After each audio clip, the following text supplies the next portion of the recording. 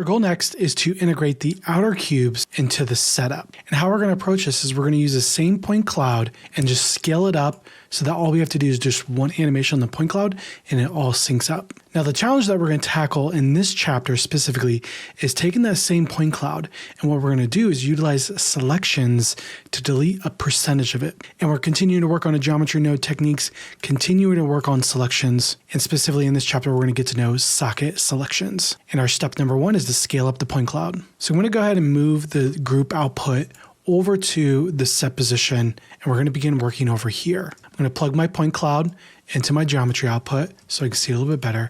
I'm going to drop down a transform node to scale this. I'm going to scale it up by 2 in the Z, X, Y, and Z. So now it's getting bigger. It's getting double the size. And next, I'm going to go ahead and drop down a delete node to start deleting some of these. I'm going to drop that in, and we're going to see something happen, which is everything in the viewport disappears. And that brings us to step number 2, which is understanding how selections work. So on our delete geometry node, there is going to be a selection socket, and it's going to be pink. And what pink stands for is it's a Boolean. It's a true or false. Now, to get this working, what we can just do is drop down another input. So I'll do Shift A, S. We'll drop down a Boolean, and I'll go ahead and plug this in to that socket. And now we can control this by using the value knob. I'll click this on and off, and now we're officially controlling whether or not this delete geometry node is actually finding a selection, yes or no. Now, the reason why it's deleting everything is because we are not working with a field with this Boolean.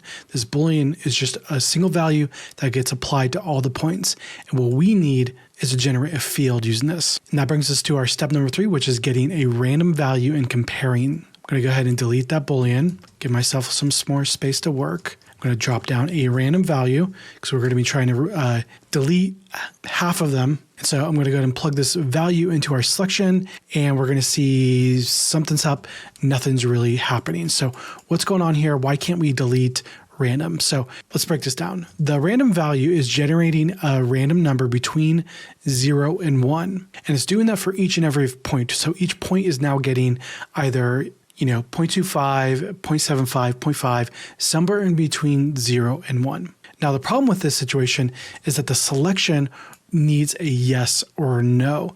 If it finds any value, it's going to assume that means yes. And because random value generates a value above 0, every value is now yes. So how do we solve this problem? Well, let's drop down a compare node. So what a compare node does is takes a set of 2 values and compares them based on a set of rules, specifically greater than. We can do greater than, less than, equal to, whatever we want. So this is like elementary algebra, right? So if we do 3 is less than 2, and then this greater than value is checking to see if that first one is greater than the second one, it's going to return a true or false value. So we got 0 and 1, right? And then we got a 0 value here, which means every value that this generates is going to be higher, which is returning a true value here. But if we start to move this up above 0, we slowly start to introduce some of those points back in our 3D view, because A is now greater than 0.4, whatever value we have here, so many times, and then it's returning that value and putting that into the selection. So I'm going to leave off with a B value of 0.5. So essentially what we're saying is delete 50% of them at this point, and that'll be a wrap, and we'll have the full node network in the cheat sheet below.